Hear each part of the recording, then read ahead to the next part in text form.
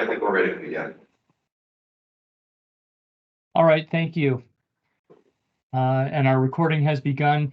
Good morning, everyone. My name is Howard Brown. I'm the hearing officer for this matter. Today is April 11, 2024 at 9:28 a.m. and we're reconvening the hearing today in the matter of Coconino County Community Development versus Robert Flame, case number PZC 230037.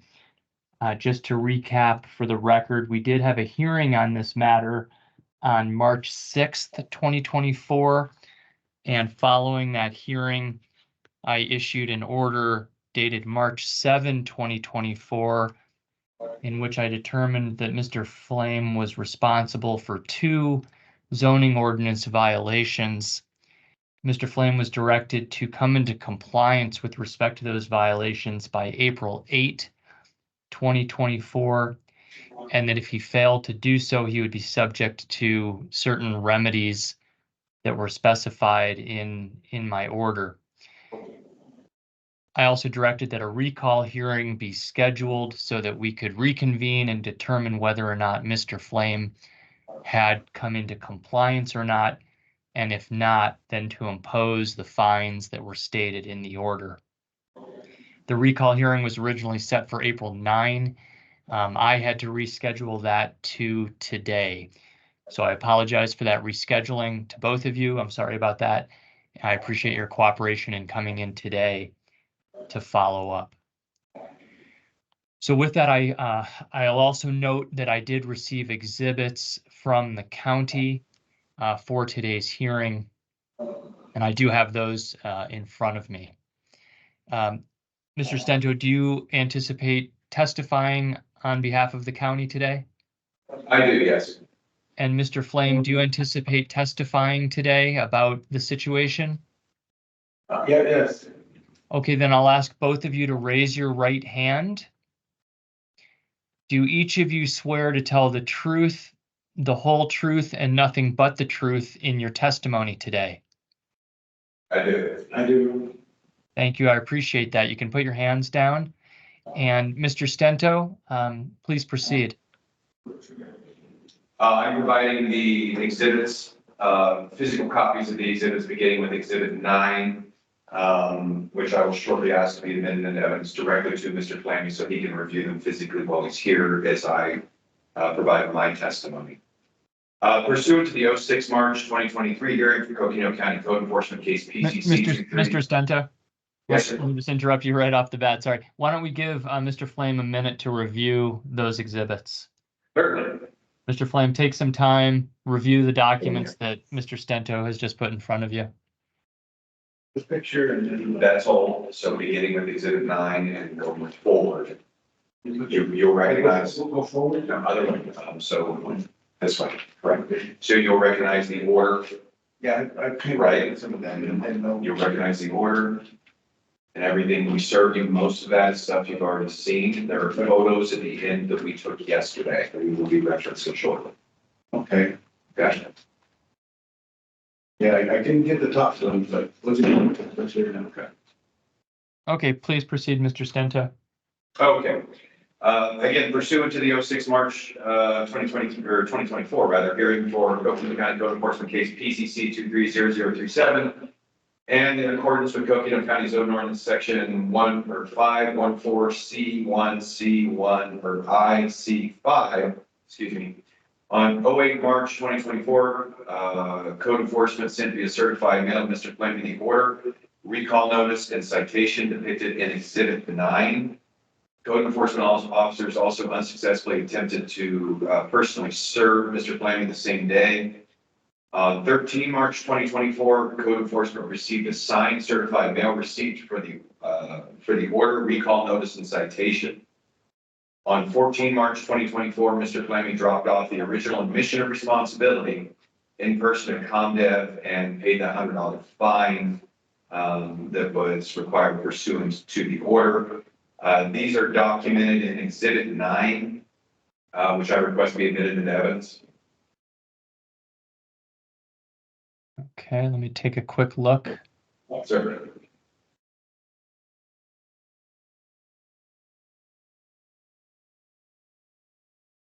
Did you say that Mr. Flame dropped off the original admission or denial of responsibility form? That's correct. On March 14th, that did not have any bearing on our case at this stage, but I did feel it was worth noting and admitting into evidence for your review. I don't see it in the exhibit. Am I missing it? I might not have included that in the exhibits, Okay. but I can provide that now by sharing my screen if desired. Again, that had no, per section 514 of the zoning ordinance at this stage in the process, that didn't have any real bearing on the direction of the course or the direction of the case rather. I was just noting it in testimony. I'll admit exhibit 9 as it is, without the original admission or denial form. Certainly. And you did confirm that Mr. Flame did pay the $100 as reflected in that citation? That's correct. Okay, thank you. Okay, please proceed with exhibit 9 admitted. Okay, thank you. On the 2nd of April, 2024, an order rescheduling the hearing was issued by the hearing officer. The order was sent via certified mail the same day it was received by code enforcement, and personal service was also unsuccessfully attempted that day as well.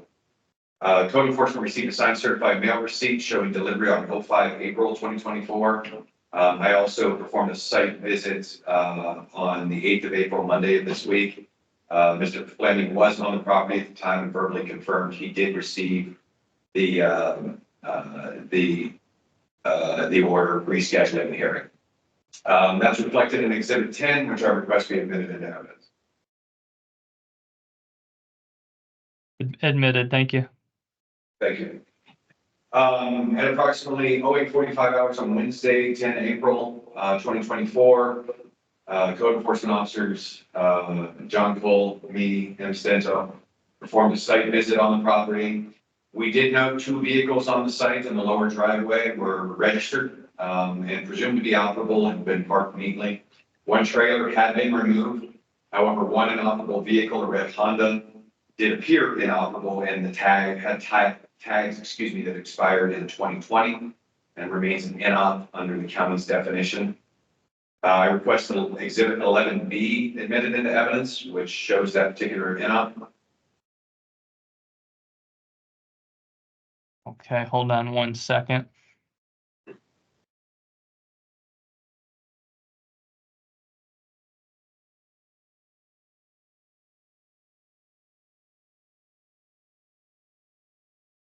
Mr. Fleming, these exhibits. Here, there's 11B. This is the exhibit I'm referring to.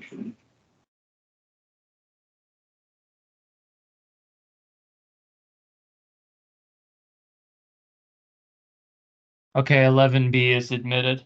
Okay.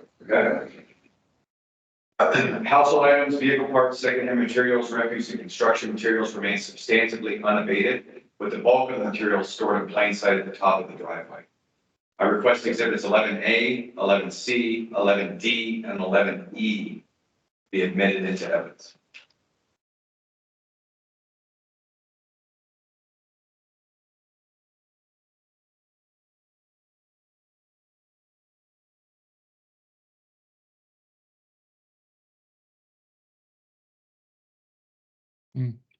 Mr. Flame, do you have any objection to those photographs, to me considering those photographs? Yeah, that's the way it is. Okay, 11A, C, D, and E are admitted.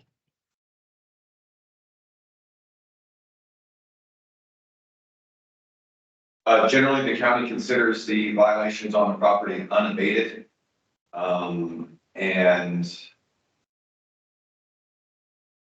requests the non-compliance penalties per the original order be upheld, and that's the end of my testimony. Okay.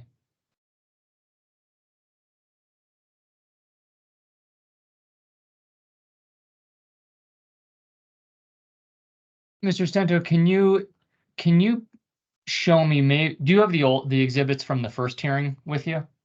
I do. Can you pinpoint to me, it sounded like on your April 10 site visit that you determined that 2 of the vehicles and 1 of the trailer actually were operable or licensed, and so those are kind of out of consideration now. That's Can correct. you- Would you like, I'm sorry. Yeah, which ones were determined operable and are no longer at issue? Absolutely. Do you have the previous exhibits in front of you, sir? I do.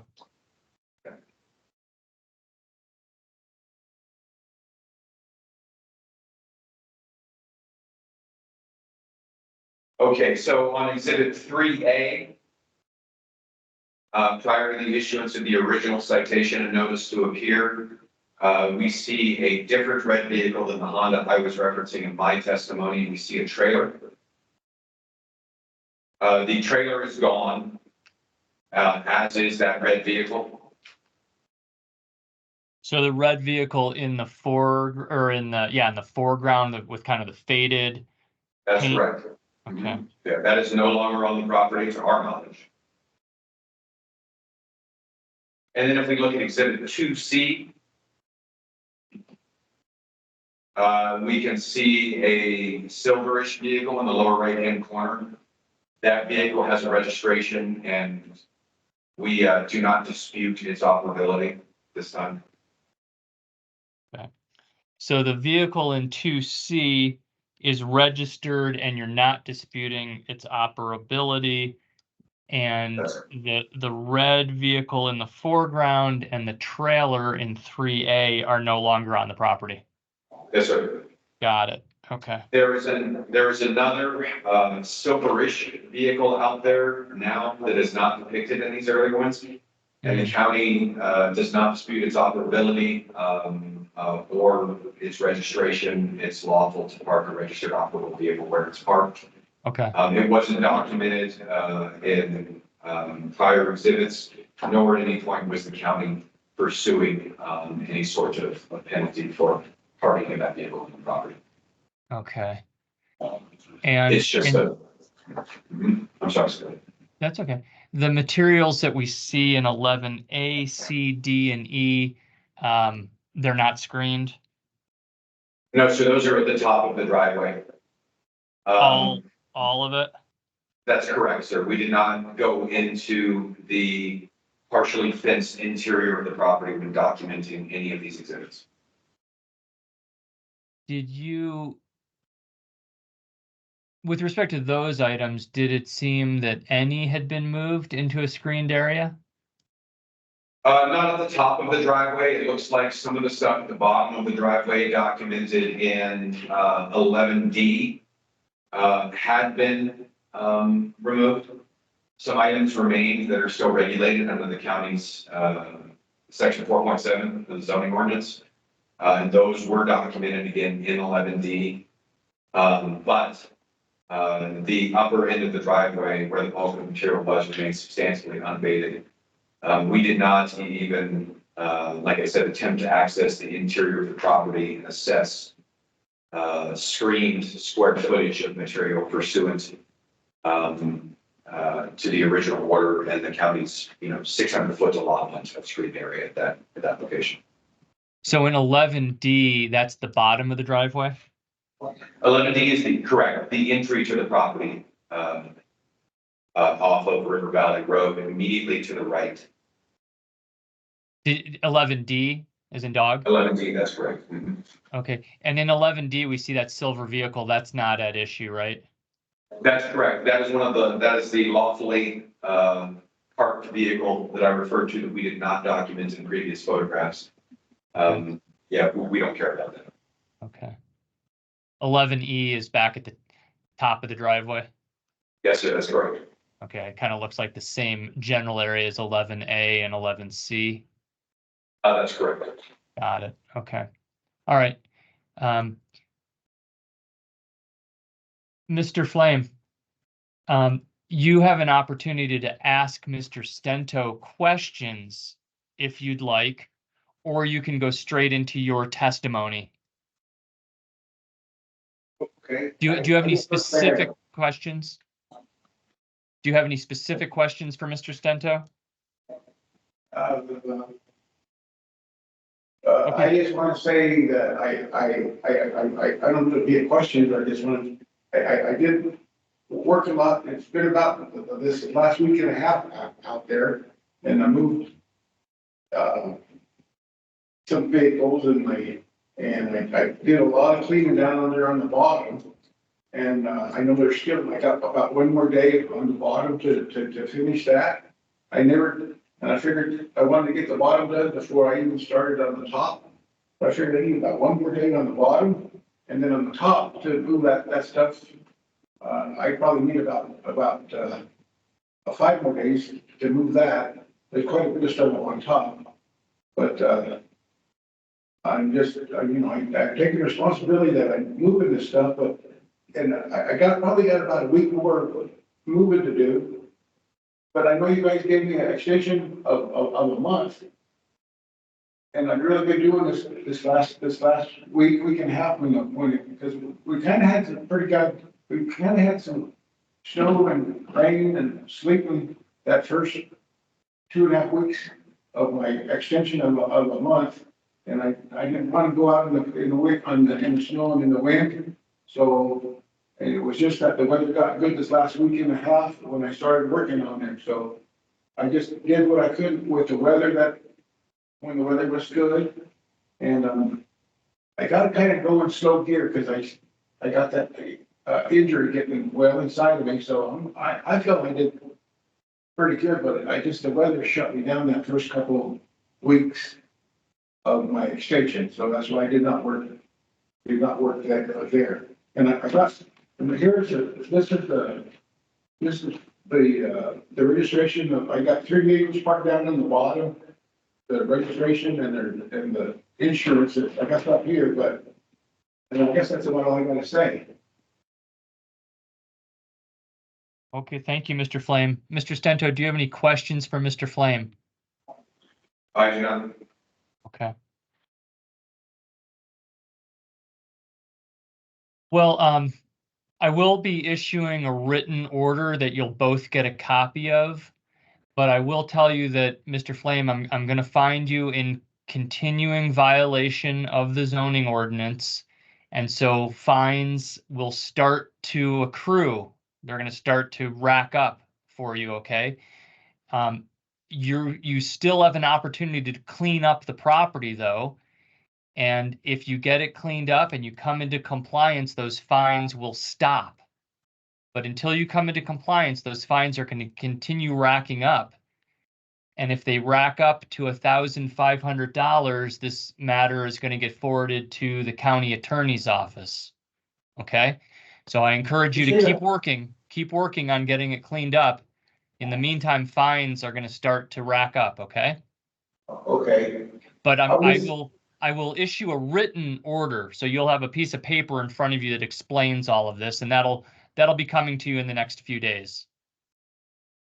Okay, I'm thinking, I think it's supposed to be good weather for the next 4 or 5 days anyhow. But I think I can get it all done in that upper part, get that cleaned up, and then only got about a day on the bottom. But I think in a week I can get it all done. Good. And, I encourage you to stay in touch with Mr. Stento, keep him informed of what you're doing so that he can do his job too. Okay. Okay? So I'll do my best to get a written order done today and sent out. And I encourage you to just keep cleaning up the property, okay? Yeah, I appreciate you guys listening to me and see that I am working. Oh, yeah. The weather's good now, but I thank you for your guys' side of looking at my side a little bit, but we're getting on it now, and it kind of pushed snowing for a little bit, but the weather's getting good now, so that's a plus for me. All right, good. That'll help, and you're welcome, and I appreciate you being here, and I appreciate your testimony. All right. So with that, we'll close the hearing and look for a written order from me, okay? Oh, okay, that'll just come in the mail. Yeah, we'll probably try and bring it to you too, just out of due process, but yes, you'll get it. Okay, then I got a guy that helps me about, we get off to work at 5, Good. and he helps me about an hour and a half or an hour every evening, so I guess can I pick up nothing real, you know. And Mr. Heinen, well, you and I will talk about that. Let's go ahead and wrap up our hearing if Mr. Brown's okay with that. And then you and I will have that discussion here on film. Okay, All right, we'll go off the record. Thank you again very much. Have a good day. Thank you, Howard. thank you. Bye-bye. Clerk?